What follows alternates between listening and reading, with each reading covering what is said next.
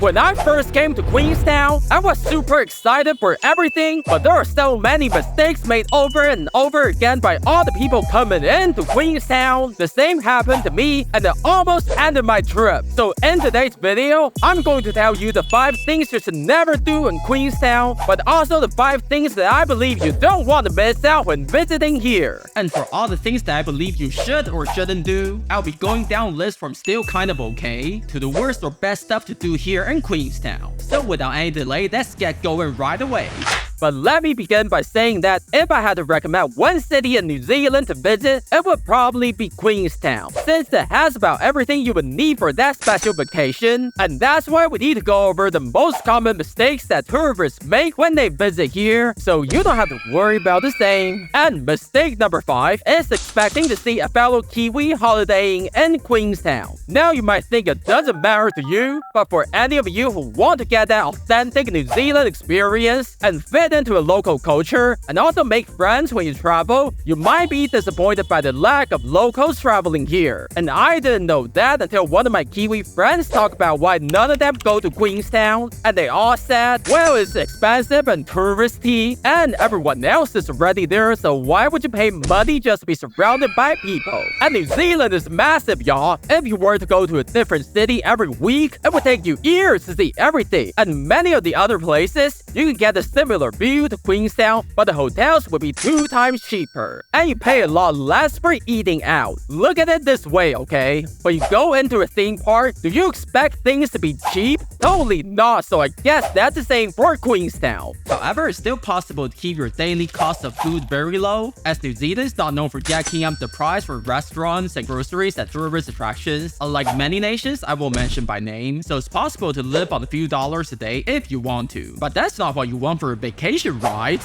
Now let's rotate around and talk about what you can do instead to save money here, and the perfect time for you to subscribe to this channel if you like the video so far. Because mate, it's time to get yourself a B card. And I wish anyone had told me this sooner, because if you don't have a B card, you pay 2 times more to take the bus as a grown-up. And it can go up to 5 times more expensive if you're going to the airport. At the time of this video, getting a B card as a traveler feels like it has no downsides and all the upside, and getting one is pretty easy. Some hotels even give this to you for free. And to put money into it, you can either go to a store or the info center to do it the traditional way, or do it online if you already have a B card account. Also, it's pretty useful even outside of Queenstown if you plan to visit other parts of the South Island, like the 10 different regions of New Zealand I mentioned on their website at the time of this video. Getting one really has all the pros and no cons, plus it looks kinda cute. But looking cute only matters if you don't make any of the following mistakes that tourists always do. And that is expecting to learn about New Zealand's culture and history by coming to Queenstown. Since the locals call it a fake town, their words, not mine, okay? Please forgive the messenger. And basically, New Zealand's equivalent of Disneyland. That means it's only got one thing in mind, and that is to milk you until you have no more money to be milked. So this used to be a mining town, and many of the streets in Queenstown still have those names from the gold mining era. But with how fast everything is being replaced by fancy attractions for tourism, it won't be long before any traces of history are gone for good. But yes, it's still possible to find pieces of history here and there, but compared to other towns with their dedicated history museums and buildings literally hundreds of years old, Queenstown just seems too artificial.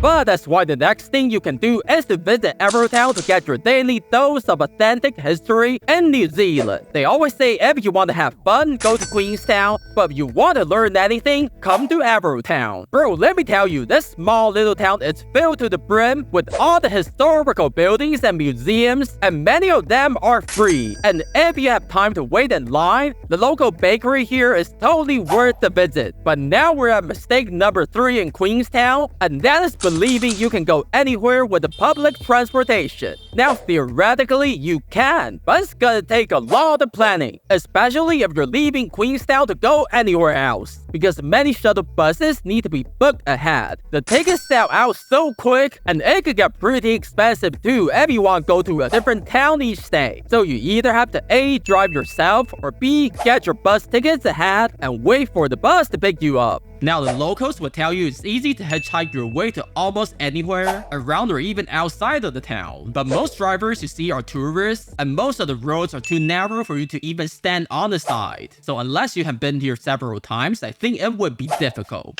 But if you did manage to hitch a hike, you'll be surprised by how there's a hidden gem right next to Queenstown, but nobody seems to know, and that is Wilson Bay. And this is just rumors, but for all of you fans of Lord of the Rings, they said parts of the movie were actually filmed over here. And it's not difficult to see that the view is gorgeous. And if you come here at the right time, you can get all of it for yourself. And if you're looking for adventures, the scenic hiking trail next to it, called the 7 Mile Track, is quite relaxing for a walk. But just like every hiking trail in New Zealand, don't get reckless. You need to go in there prepared. And don't forget the sunscreen. But just to be safe, if it looks like the weather's about to go bad, or the forecast is saying it might rain or get super windy, it's safer to head back because the weather can go from sunny to absolutely terrible in just a few minutes.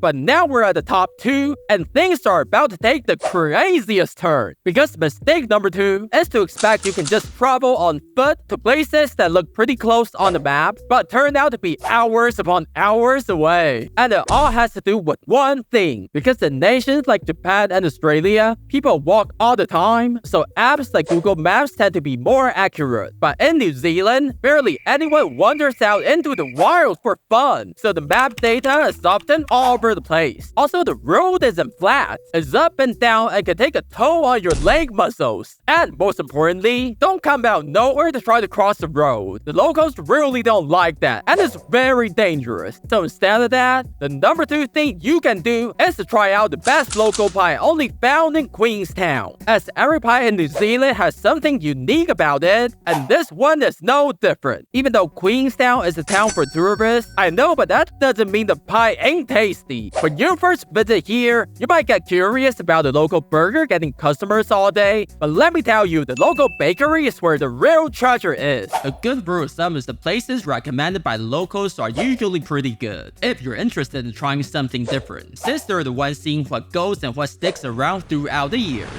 But none of that matters if you make the worst mistake that people coming here always make, and that is to not realistically pace yourself during your time in Queenstown. Because you travel so far, and there are so many things you want to do to make it the best vacation, but if you get tired or sick, then what is the point? And sometimes the car and bus rides are too long if you were to go to an attraction and back, and then go to another and then back. It's not easy nor realistic for a human being to travel like this. Based on the data and all the tourists I talked to, you will probably need a week to do and see everything. And it's quite okay to slow down, relax, and leave something on the table because the town is not going anywhere the next time you come back. Unless the economy gets too bad, and let's hope that doesn't happen to New Zealand. But the number 1 best thing to do in Queenstown is always to be nice to one another and make friends, because this may as well be the most diverse of all places in New Zealand. They have a wide variety of people from all over the world, and they all found a place and a community for them in Queenstown. And my friend who's local here said they're always welcoming since they're pretty used to diversity. So now you're ready to have the best vacation here in Queenstown. You should also know about the craziest things that the first-time traveler in New Zealand will find weird or even dangerous. Because in this video, I break down the top 15 things that totally shocked me when I first got here. And you can click on the video to find out what they are.